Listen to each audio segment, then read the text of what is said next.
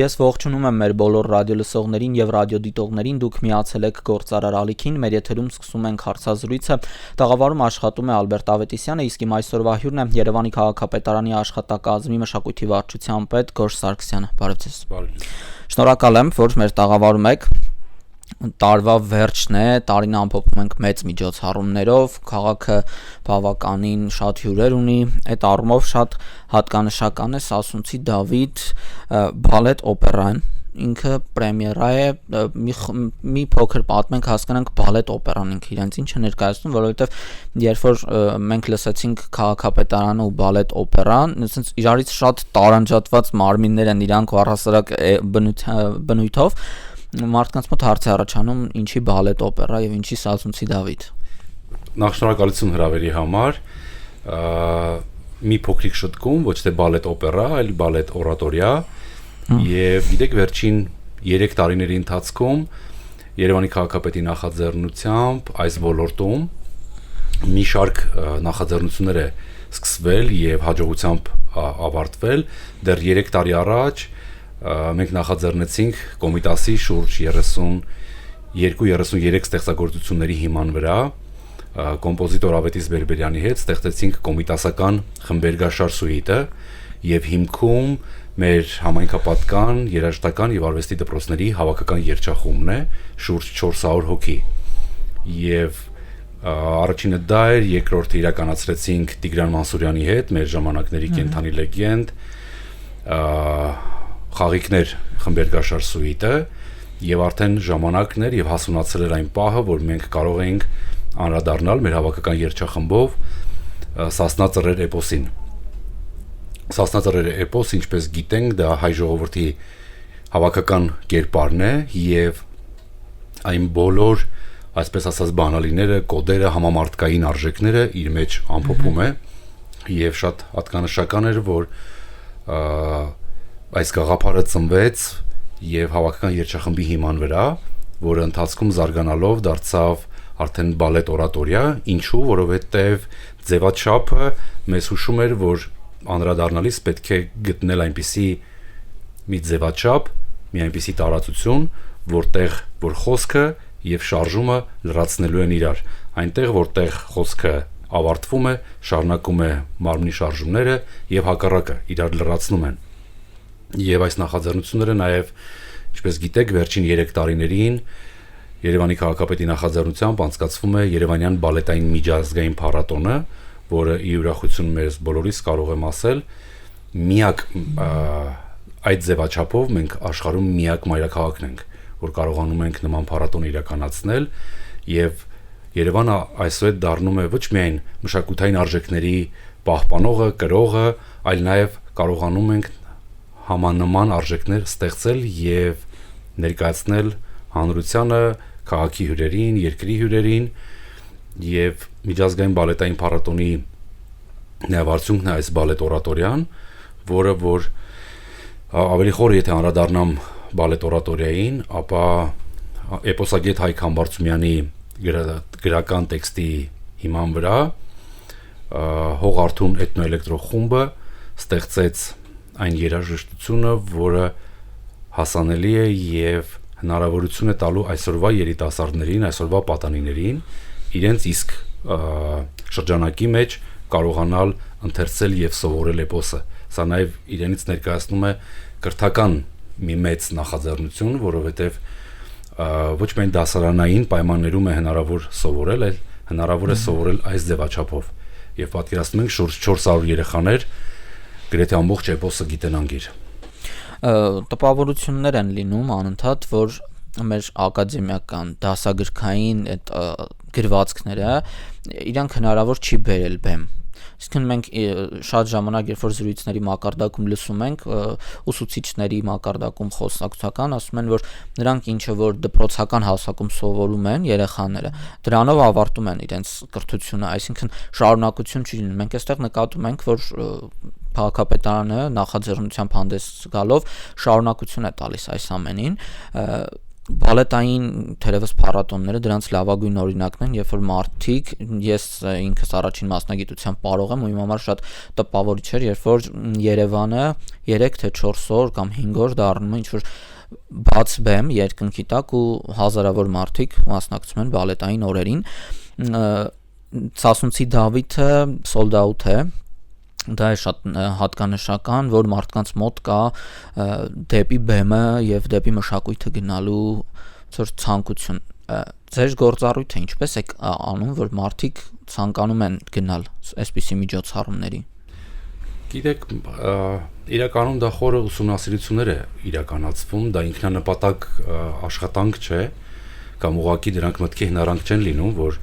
այս կամ այն նախաձեռնությամբ ենք հանդես գալի։ Իրեք ուսումնականն է, որ ասում եք հնարավոր չի լինում շարունակել, կրթականը միայն մնում է դասագրքում կամ դասասենյակում, բոլորովին էլ այդպես չէ։ Եվ տեսեք, օրինակ 3 տարի առաջվա սկսված նախաձեռնությունը Կոմիտասի ստեղծագործությունները եւ իմիջիալոց դրանք առաջին անգամ դարձան պատանեկան երգչախմբերի համար, որովհետեւ մինչ այդ նման անդրադարձ չէր եղել Կոմիտասի ստեղծագործություններին, որը նաեւ մենք տպագրեցինք նոտաների գիրքը։ Դա այլևս վավերագրություն է եւ բաժանվել է Հայաստանի բոլոր երաժշտական արվեստի դպրոցներին, Սփյուռքի մեր գաղթօջախներին, որոնք նույնպես կարող են ուսումնասիրել եւ շարունակաբար սովորել։ Դա նաեւ հայկական արժեքների Տիգրան Մանսուրյանի հետ իրականացրեցինք հայկական ժողովրդական աղոթքները եւ հայրենները։ Սրանք այն կարևորագույն բաներն են մեր երկրի, մեր քաղաքացիների համար, որ այդ երեխաները ամիսներ շարունակ ամեն օրյա ռեժիմով սովորում են այդ աղոթքները, սովորում են Կոմիտաս, սովորում են հայրենները, արդեն սովորել են Սասունցի Դավիթը եւ ինչ վերաբերվում է, որ սպառված են առաջի երկու ներկայացումների տոմսերը օրեր առաջ, դա մեզ միայն ուրախացնում է եւ հուշում է, որ ճիշտ կարողացել ենք նշանակետին դիպչել եւ կարողանում ենք աշխատանքային խմբով գտնել այն միջոցները, որով հնարավոր է հասնել հանդիսատեսին եւ մենք շատ հաճախ պատասխանում ենք մի շատ կարեւոր հարցի, թե ինչու մարդը պիտի ձեռք բերի այս կամ այն ներկայացման, բալետի, չգիտեմ, թատերական լինի, օպերա լինի, ներկայացման տոմսը եւ երբ որ կարողանում ենք գտնել հնարավոր տարբերակները եւ այդ պայծ սկսվում է ծանր ամենօրյա, բայց միևնույն ժամանակ գեղեցիկ աշխատանք։ Այս Սասունցի Դավիթ բալետ օրատորիայի վրա շուրջ 1 տարի գրեթե ամենօրյա ռեժիմով տևել են աշխատանքները եւ որպեսզի ավելի պարզ լինի, պատկերացրեք 600-ից ավել մարդ են ընդգրկված։ Մոտ 400 հոգանոց երգչախումբն է, օպերա եւ բալետի ազգային ակադեմիական թատրոնի բալետային խումբն է, պատրաստվել է 550 քառակուսի մետր դեկորացիաներ, շուրջ 600 համազգեստ եւ իրախություն բոլորից կարող եմ ասել, որ ներկայացումը արդեն իսկ 2026 թվականի համար ընդգրկվել է օպերա եւ բալետի ազգային ակադեմիական թատրոնի խաղացանկ։ Երևանը մեր տարածաշրջանի մայրաքաղաքների շրջանում առանձնանում է իր տոնակատարություններով, մեծ տոնակատարություններով։ Դրանցից ամենահատկանշականը մայրաքաղաքի օրն է, այսինքն մենք Երևանի Երևանը նշում ենք շատ մեծ մասշտաբներով, որը մյուս մայրաքաղաքները մեր տարածաշրջանի աչքի չեն ընկնում, չգիտեմ, այնտեղ Թբիլիսին է, Բաքուն, Անկարան, Իրանում, ոչ մի ձև աչքի ընկնող ինչ-որ բաներ չկան, որոնք քաղաքին ինչ-որ վառ գույներ են տալիս։ Ու դրա մասշտաբները տարեց տարի զարգանում են, մեծանում են, բայց դրանց հետ զուգահեռ նաև տարվա ընթացքում ավելի մեծ մասշտաբի միջոցառումներ են տեղի ունենում, դրանցից մեկը 3 էր տոնածառի վառման արարողությունը լույսերի, որը վարչական շրջանների հետ միասին նույն ժամին է իրականացվում։ Այստեղ ծավալը մեծ չի ու ո՞նց եք հասցնում։ Գիտեք, լայնածավալ աշխատանքային խումբ, տարբեր ոլորտներով, տարբեր տարվա սկզբից պլանավորում այնպես ենք իրականացնում, որ ոչ միայն լինի անելու համար, այլ դրանք լինեն նորը, չկրկնեն նախորդը, լինեն ավելի բովանդակային եւ կարեւորը որ ավելի հանրության շատ լայն զանգվածներ ներգրավենք։ Ինչպես նշեցիք, 3 գլխավոր տոնածառի լույսերի վառման հանդիսավոր արարողություններ եւ եթե նկատել եք կամ անհնար է չնկատել, որ հանրապետության հրապարակը գրեթե ասեղ գցելու տեղ չկար, տասնյակ հազարավոր մարդիկ եկել էին այդ գլխավոր տոնին, հրաշքին եւ վստահեցնում եմ, որ յուրաքանչյուրը եկել էր իր մեջ ունենալով մի փոքրիկ երազանք, բայց մեծ ցանկությունների մասին, եւ դա աստված, որ բոլոր այդ երազանքները կատարածվեն,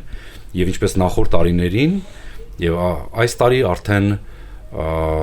փոխվում է ձևաչափը, փոխվում են մասնակիցները, փոխվում է մեր ընկալումները այս տոնի նկատմամբ, այս արարողության նկատմամբ, որովհետեւ սովորաբար նշվում է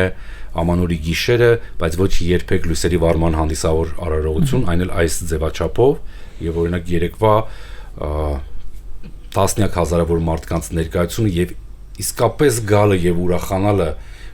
այդ արարողությամբ մեզ համար շատ հատկանշական է եւ կարեւոր, եւ այդպես է որ հասկանում ենք մեր գործը կարողանում է հասցնել իր հասցեատիրոջը։ Վերջին տարիների իրադարձություններից հետո, պատերազմ, COVID եւ այդ ծանր ինչ որ իրադարձություններից հետո հասարակության մեջ տոտալ անտարբերություն էր սկսել դրսևորվել թատրոնի, կինոյի, տարբեր մեծ միջոցառումների, մշակութային առհասարակ ինչ որ միջոցառումների մասով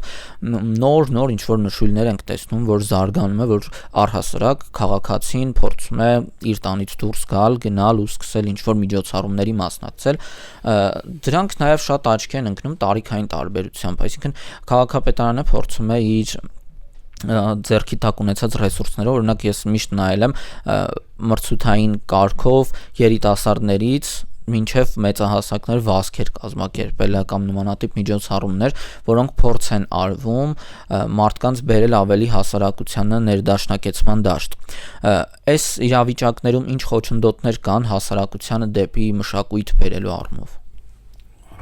Գիտեք, խոչընդոտներ որպես այդպեսին չեմ կարող նշել, անշուշտ կան։ Տեսեք, օրինակ, երբ որ Երևանի քաղաքապետի նախաձեռնությամբ ստեղծվեց Երևանյան բալետային միջազգային փառատոնը, սկզբում գրեթե անհավանական էր թվում, անիրատեսական էր թվում, որ հնարավոր է